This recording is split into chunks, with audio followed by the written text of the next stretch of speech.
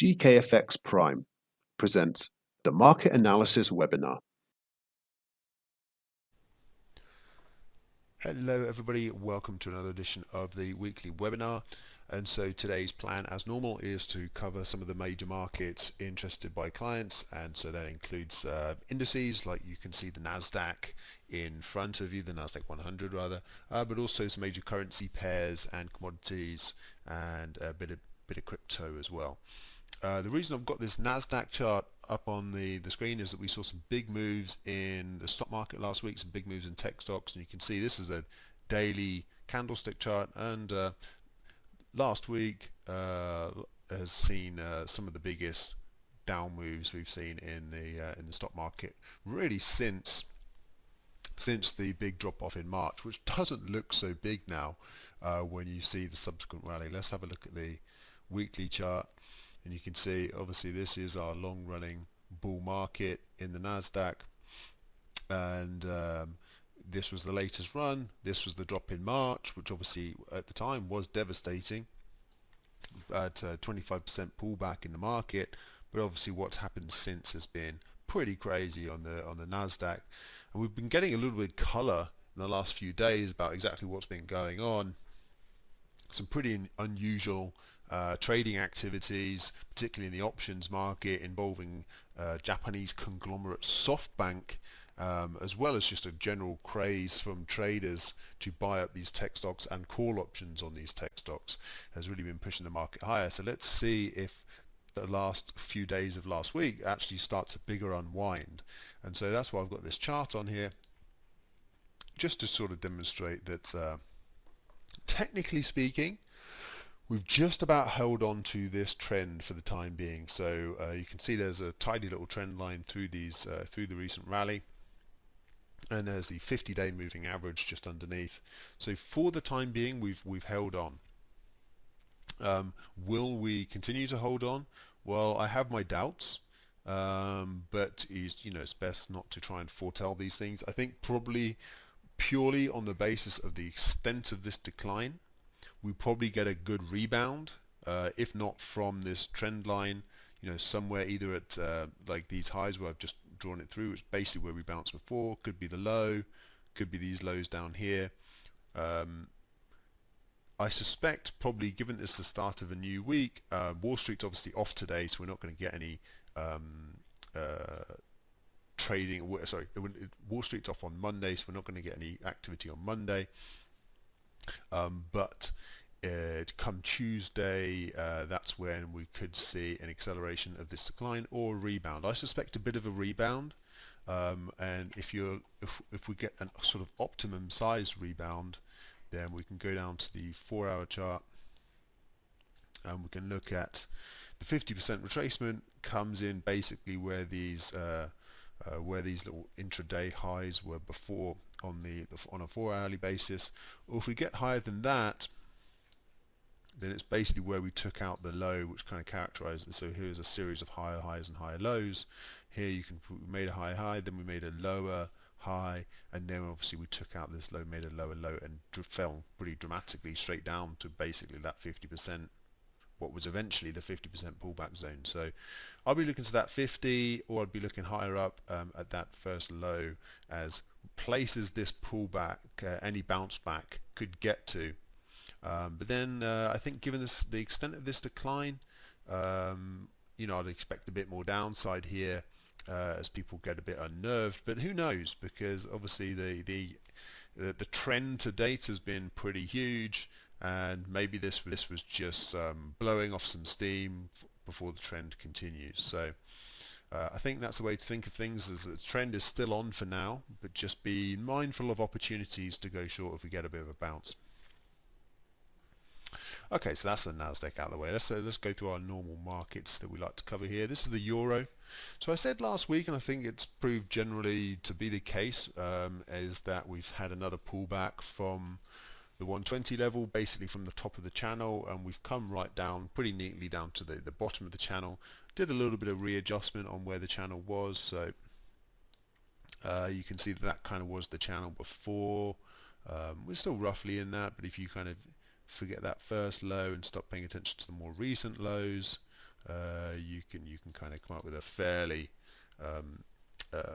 even set of kind of channel lines there, whether you want to draw it through that low there maybe, and you could say that we've kind of partially broken a few times. Either way, you can say we're pretty much at the bottom of the channel. And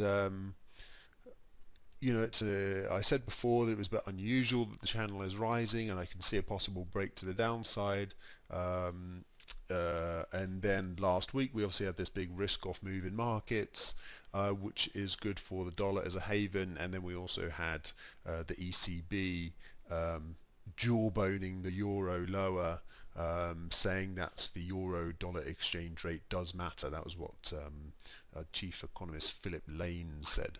So so the ECB obviously getting a bit uncomfortable with euro-dollar at 120. It's not a historically high level, but just obviously we're in a crisis. They want a weak euro to boost exports.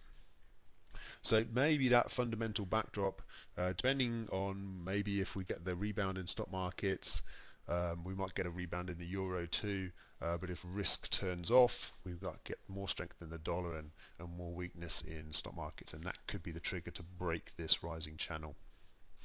Similar deal in the fact that the trend is technically still up, and we're down at the bottom of the channel, so that's not a bad buying place in terms of a risk reward. I wouldn't be surprised to see us just at least pull back to 117, which is kind of this the round number down here.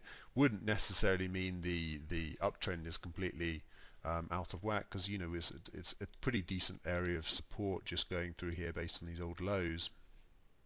I haven't drawn that too well, but you can see what I mean, as well as the round number. So that's a possibility. Just to drop to 117, don't get much lower, so we get some more weakness, but not necessarily a complete trend reversal. I think below 117 we probably make pretty quick progress down to 115, because you can see there isn't really much in the way of support before we get there. So moving on to the pound, so it was more Brexit talks this week, and we did have a bit of news that maybe the UK is, depending on who you believe, they're either contingency planning for if there's a no deal, or they are just specifically writing in some laws that would undermine the withdrawal agreement which was agreed last year when Brexit was actually done. No, I'm saying last year. It was when it was actually March in the end. It was this year, wasn't it? So, but yes, so hence the pound is weakening a little bit, but again, still pretty much holding on to this rising trend line here on a 4-hourly basis. But if you remember from last week, we were discussing this pretty heavy area of resistance through here. The fact that we've kind of broken above this declining trend line, which I think is definitely significant, but the fact that we could still get a decent pullback and still have sort of made some progress to reverse the trend, but just reverse from that big resistance area. And I think that seems to be what's happening. We had a pullback before 135, we're back below that kind of zone of resistance. So there's some short-term setups in line with that resistance, which was the sort of thing I was talking about last time. And I think if we get a break through this rising trend line, again, that's a bit of extra confirmation that the short-term trend is reversing. We're right on it right now. So again, from a kind of risk-reward perspective, this is a decent area if you're positive on the pound, but to me, I'm sort of inclined to think that probably we get a bit more downside here, and we've got that 130 round number which has been previous support, so that might be a downside target. Let's move on to dollar yen. Not a lot happening here. Got the same channel on as I had last time, that same internal channel line, which has worked from the prospect of a place to sell the market down, and then we've just found support 3 times now at this sort of 105.25 kind of zone down here above the 105 level. Trend still technically down, as the other pairs are still technically up, but sort of starting to lean towards obviously this downside momentum very much stalled out, and so we'll look for a break of the internal trend line first, We could then stall again at the bigger long-term trend line, but if we break that, that's when we'd starting want to kind of trend trade dollar yen higher, but we're not there yet. This is the Aussie. We haven't got as far as 0.75 yet. This is the kind of line that seems to be holding up the price at the moment. It was sort of former support through here. There was this resistance line here. And now it's again resisting the price, and I think it was already there last week, but we've actually had a weekly confirmation of coming out of it now. So we were overbought last week, now we've come off the overbought level, so that could be a short-term blip. It's been a very strong trend, but certainly a bigger correction is due in the Aussie, and we broke out the, remember we had a kind of parallel channel line like this. I've kind of removed it now because it's not as relevant, but the bottom trend line is still in place, and so that's support for the time being. But I think a break through that, and then again that's where we start thinking a bit more about a negative trend opening up in the Aussie.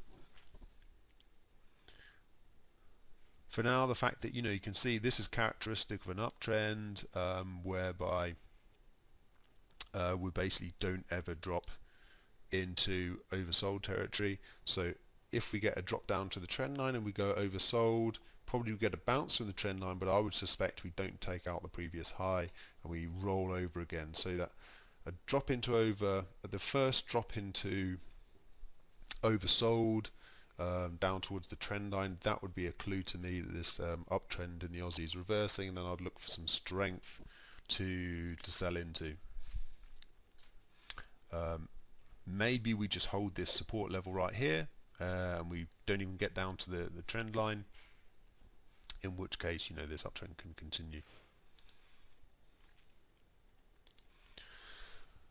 So gold, we're sitting, well, we're underneath it now, but we're pretty much sitting on this rising trend line. It's a very steep trend line, but it's actually worked pretty well. 1, 2, you could say even 3, 4, 5, 6, 7-ish, 6 or 7 touches now.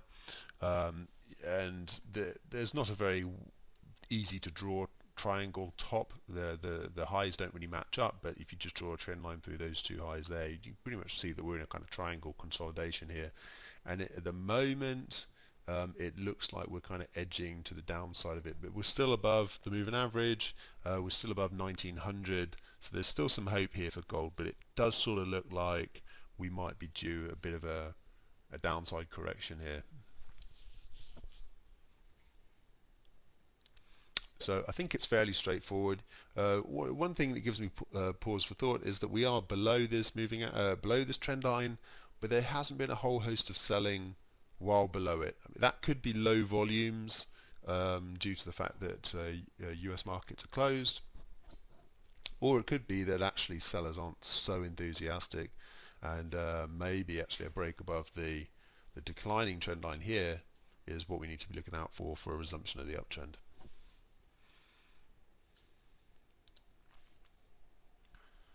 So moving on to oil markets, and this was a bit of a frustrating one for me, because for a few weeks I'd been saying that we were in a basic kind of rising wedge pattern, and that's typically bearish. But I kind of as the price kept grinding along and not breaking lower, I started to think that actually we're just in a range. And the last thing I said last week was that okay, we were sitting at 42.50 in the middle. We've already been down to 40, so maybe a move up to 45 is next. Actually, we got the breakdown. So you can see this was the rising channel I had on the chart for a while, and I've also drawn on, I don't normally use them, but just to illustrate a point, that look at the volatility, look at the the volatility, the extent of the price movement back here in March, obviously, and then even throughout the rebound in May, and you can see that just over time, just a massive contraction in volatility, and then just as of last week, we see those Bollinger Bands expanding again. So after this period of contraction volatility, so expansion, contraction, and then potentially we're looking at a time of contraction again. The first move has been to the downside. Let's see if that's actually how it follows through. There you can see it in a bit more detail on the 4-hour chart, and we basically kind of come into these former lows down here, which is kind of supporting the price at the moment. But you can see that kind of uptrend bias has completely given up, but maybe we can bounce just from a range trading perspective. Nothing notably changed from the kind of all market fundamentals perspective.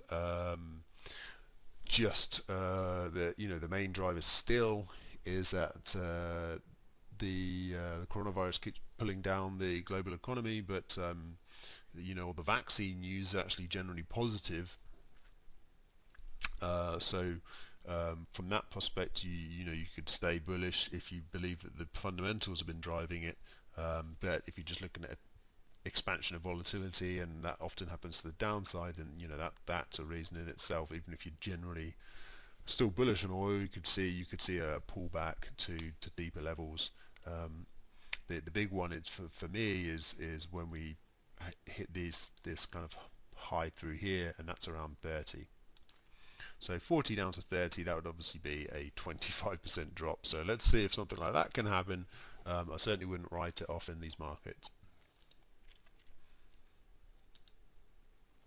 So this is one where, oil, that was where, I'd arguably kind of given up the ghost just at the wrong time.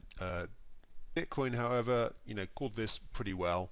We had this rising wedge pattern here, and for a few weeks I've been saying that we seem to be stalling out at 12k. That was a false break above 12k, initial test of 12k, a break of 12k, and then we had the break of and it was around here that I started getting more confidently bearish on Bitcoin, and we did get one last rally up to 12k, which was difficult to deal with in terms of the price being contained within this rising trend line. But you can see once we were back below it, that's when the momentum started picking up. That's when we started getting back below the breakout level. So even if you were entering on this bearish momentum down here, this was the pattern objective based on the height of the pattern, gave us down to this previous peak here. But actually, as you can see, we kind of went more into the kind of the closes, or the average price, if you like, of these peaks through May and June, and that's where we've stalled out here. So hard to say from here whether there's more upside to come. It's been the most recent action was bullish, but overall Bitcoin's actually been pretty sideways, arguably for the last year, between with a big range between 5k-ish and 12k-ish, 12k being this big level up here that we still haven't managed to get through. So I could see us rolling over quite significantly here, and we're probably just about in the last areas where this uptrend could actually survive. This area of support through here could still work, but I suspect if we got that low, we'd continue lower. And last but not least, the S&P 500. We've kind of talked about the general dynamics a bit with the Nasdaq already, so I won't go too detailed, but this is the daily chart, and you can see this is the previous record high, which we passed for the first time the week before last, and we dipped below it last week, and but we managed to close above it. So for the time being, just a bit of a vicious dip, and we could easily survive, but notably that we're below this rising trend line here. But if you kind of readjust it a bit, draw a slightly different version, actually we're holding onto this trend line pretty well. So that's where we are. We're still okay. We're still uptrending, but I think a break below this this rising trend line, then that probably this is the level I had drawn in last week, this previous peak, which comes in around 3,200 and change, 3,230. Maybe look into that level if we get a break the rising trend line. Still a very strong uptrend, break below that, and then I think, well, substantially lower prices, maybe down to challenge these lows and this previous peak through here at 29.50. Okay, I'm going to call it a day there. Good luck trading this week. Thank you very much for watching. And of course, if you want to make sure you don't miss next week's video, click the subscribe button. Thank you very much, everyone.